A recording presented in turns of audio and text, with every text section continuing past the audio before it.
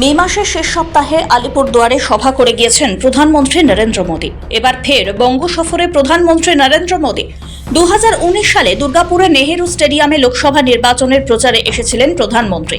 এবার 2026-এ বিধানসভা নির্বাচনের কয়েক মাস আগে 18 জুলাই একই স্টেডিয়ামে জনসভা করতে আসছেন প্রধানমন্ত্রী। শুক্রবার বিহারে সভা শেষ করে দুর্গাপুরে পৌঁছবেন মোদী। তারপর সেখান থেকে তিনি দুর্গাপুরের ইস্পাত নগরের নেহেরু স্টেডিয়ামে সভায় যোগ দেবেন। পৃথিবীর জনপ্রিয়তম রাজনৈতিক ব্যক্তিত্ব দেশের প্রধানমন্ত্রী শ্রী নরেন্দ্র দামোদর দাস মোদী দুপুর 2:30টার সময় বিহারের দারভাঙ্গা এয়ারপোর্ট থেকে তিনি অন্ডাল বিমানবন্দরে পৌঁছবেন।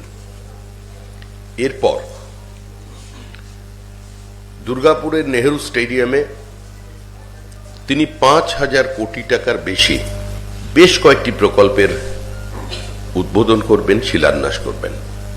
আর কয়েক মাস পরেই রাজ্যে বিধানসভা নির্বাচন। তার আগে রাজ্য বিজেপির সভাপতি নির্বাচন সম্পন্ন হয়েছে।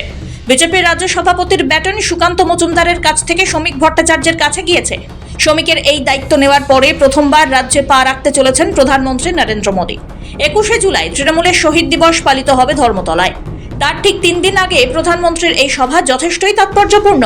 বঙ্গ বিজেপির ব্যাটন হাতে নিয়ে শ্রমিক ভট্টাচার্য বলেছিলেন, 26-এর নির্বাচনে মানুষ তৃণমূলকে ক্ষমতা থেকে সরাবে, তৃণমূলের বিসর্জন হবে, দুর্নীতির সরকারকে হটাতে সকলে মিলে একসঙ্গে লড়ার বার্তা দেন শ্রমিক। বিজেপি তৃণমূলকে হারাবে, তৃণমূল হারবে, তৃণমূল হারতে চলেছে, তৃণমূলের বিসর্জন অবশ্যম্ভার। মমতার বিকল্প মুখ কোথায়? নতুন বিতর্ক। আরে যে মুখকেই মানুষ প্রত্যাখ্যান করে দিয়েছে, যে মুখকে মানুষ বিসর্জন দিতে চাইছে, তার বিকল্প মুখের কোনো প্রয়োজন নেই। আর এবারের নির্বাচন দুর্নীতির বিরুদ্ধে শিল্পায়নের নির্বাচন, এবারের নির্বাচন সন্ত্রাসের বিরুদ্ধে শান্তি প্রতিষ্ঠান নির্বাচন, এবারের নির্বাচন স্বৈরতন্ত্রের বিরুদ্ধে গণতন্ত্র প্রতিষ্ঠান নির্বাচন। আগামী বছর রাজ্য বিধানসভা নির্বাচন। প্রতিবারের মতো এবারেও বাংলা দখলে মরিয়া হয়ে ঝাঁপাতে চলেছে গেরুয়া শিবির। সুকান্ত মজুমদারের পর রাজ্য সভাপতির দায়িত্ব দেওয়া হয়েছে রাজ্যসভার সাংসদ তথা আদি বিজেপি নেতা শ্রমিক ভট্টাচার্যের ওপর। তার কাছে বড় চ্যালেঞ্জ আগামী বিধানসভা ভোটে পদ্ম শিবিরের ঝুলিতে আরও বেশ কিছু আসন নিয়ে আসা। এর আগে গত মে মাসে আলিপুরদুয়ারে জনসভা করে মোদী আগামী নির্বাচনে রাজ্যের ক্ষমতা থেকে তৃণমূলকে উৎখাতের ডাক দিয়েছিলেন। क्या सरकारें ऐसे चलती हैं, यही भावे सरकार चलेगी? बंगाल की जनता पर हो रहे इन अत्याचारों से यहां की निर्मम सरकार को कोई फर्क नहीं पड़ता। पूरा बंगाल कह रहा है, बंगाल में मची चीख पुकार, नहीं चाहिए निर्मम सरकार। গুঞ্জন ছিল সেই থেকে। এবার দক্ষিণবঙ্গ সফরে কবে আসবেন তিনি, সেই গুঞ্জন সরিয়ে শুক্রবার ফের বাংলায় আসছেন প্রধানমন্ত্রী। এমনিতেই পদ্ম ব্রিগেড সাংগঠনিকভাবে কিছুটা দুর্বল। এখানে বিজেপির জেতা আসন সংখ্যা অনেকটাই কম।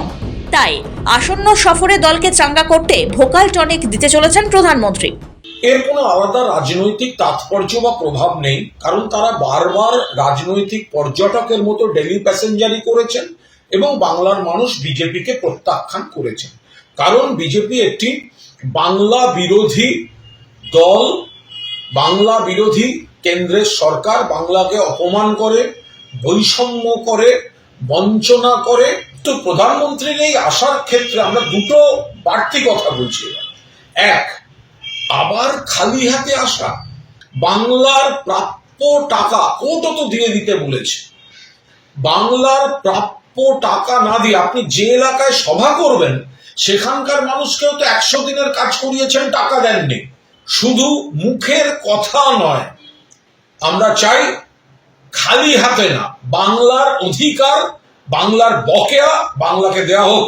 আর 2, সম্প্রতি বাংলার বিরুদ্ধে যে আরো চক্রান্ত, বাংলা ভাষা, যারা ভারতীয় বাংলা ভাষায় কথা বলছেন তাদের গায়ে বাংলাদেশি তকমা লাগিয়ে হ্যারাস করা, অ্যাটাক করা, এটা চলতে পারে না।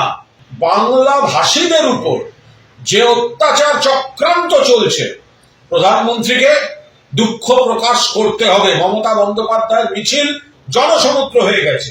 প্রধানমন্ত্রীকে দুঃখ প্রকাশ করতে হবে, এক, বাংলার বকেয়া টাকা দিতে হবে, দুই, বাংলা ভাষীদের উপর, ভারতীয় বাংলাভাষী বাঙালিদের উপর যে অত্যাচার করছে বিজেপি শাসিত রাজ্যগুলো, তার জন্য প্রধানমন্ত্রীকে দুঃখ প্রকাশ করতে হবে। 26 নির্বাচনের আগে 21 জুলাইয়ের শহীদ সমাবেশ নিয়ে জোর কদমে মাঠে নেমেছে তৃণমূল। 21 জুলাইয়ের মঞ্চ থেকেই 26 নির্বাচনের সুর বেঁধে দিতে পারেন তৃণমূল সুপ্রিমো মমতা বন্দ্যোপাধ্যায়। আর এসবের মাঝে রাজ্যে আসছেন প্রধানমন্ত্রী মোদী, তাও তৃণমূলের শহীদ দিবসের 3 দিন আগে। রাজনীতির কারবারিরা বলছেন, তৃণমূল নির্বাচনের সুর বেঁধে দেওয়ার আগেই কি ভোটের দামামা বাজিয়ে যাবেন মোদী? 26 ভোট যুদ্ধের আগে 18 জুলাইয়ের সভা থেকে এখন মোদী কি বলেন, সেদিকেই সবাই তাকিয়ে। ব্যুরো রিপোর্ট, সময় কলকাতা।